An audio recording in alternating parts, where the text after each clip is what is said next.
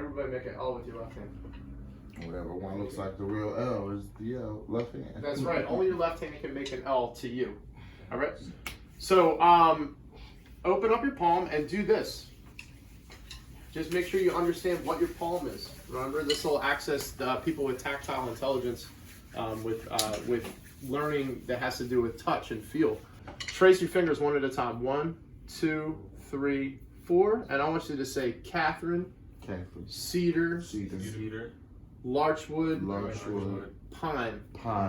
Great. Now we're going to take our finger and lay it across the joints right here.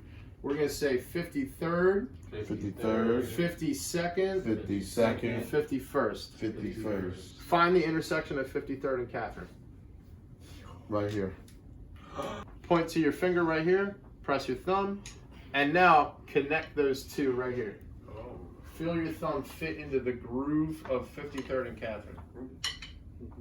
Now take one stick, lay it on 53rd Street straight down. 1, 2, 3, 4 joints like that. Take your thumb and park it at 53rd and Catherine and make your thumb look like a SEPTA bus that's blocking the whole street. Both lanes, nobody can get by it. So now what you want to do is, keeping an eye on your thumb, you want to pivot, pick a number between 15 and 25. 16. Let's do 16 pivots. 1, 2, go ahead. 3, 4, 5. So let's do, what's the saying for it?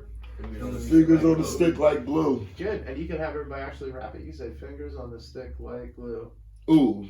Fingers on the stick like glue. So the important part about this is, if you want to get past level 1 in drumming, you need to know how to use your fingers. You can't get effective double strokes, you can't do downstrokes, accent tap, any of that without your fingers. So you guys do the stretch and drop, right?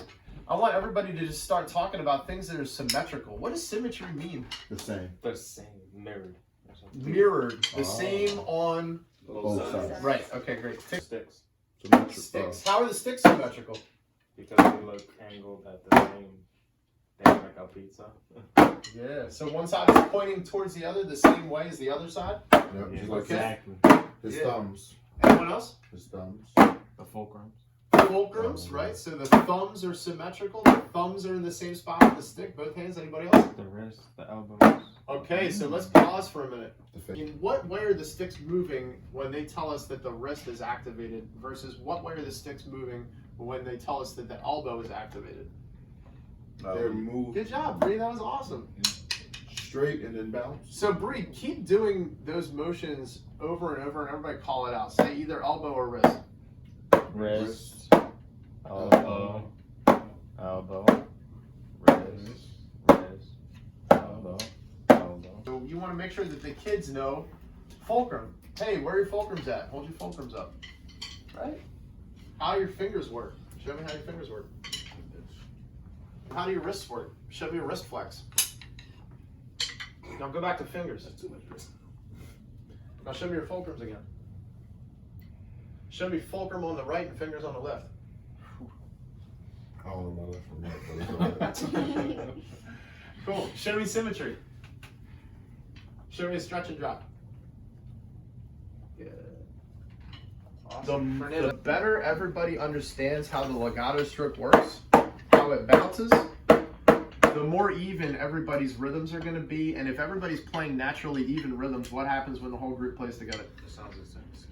Sounds the same, and it sounds great too. So very, very important that you have look-fors, that you have elements that you want to improve, and the kids know how to improve when you play every warm-up 1, 2, and 3, because they all work on the legato stroke. Okay. Let's name some elements about how to describe to a kid to play a good legato stroke. Bouncing like a basketball. Bouncing like a basketball. Nice job. Stretching out. Stretching. What am I stretching in particular? Your fingers and your wrist. Definitely my wrist. Yep.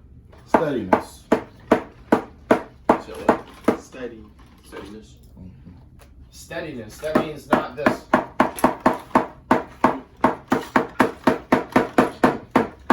This. Every note happening at the same speed. Consistent. Consistency. Consistency. Very good.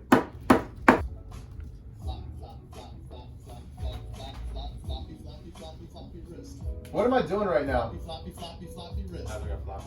Let it floppy. Flop. You're giving a visual presentation on what the feel should be for playing a legato. Making a groove. Yeah, when I was saying this, I was saying flop, flop, flop, flop, flop, flop, flop, flop, floppy, floppy, floppy, floppy, floppy, floppy, floppy. Why would kids remember that? Because they make jokes out of everything. Yeah, yeah, absolutely. No, seriously. Yeah. That's when you learn something to make it funny. Yeah, they might come into your next class be Flop, like, flop, flop, flop, flop, flop, flop, flop, flop. flop. They remembered it. So you did your job. Like, that was right. You know what I mean? Like, that was good. So, the other thing is it's self-descriptive, right? When I say flop, that word sounds like what your wrist is doing. So it helps them remember actually how it's supposed to feel. Now, take a stick to the fulcrum, and now dribble the basketball. Ooh. Yeah. These small sticks ain't working for me, brother. You got the big sticks. Super balls.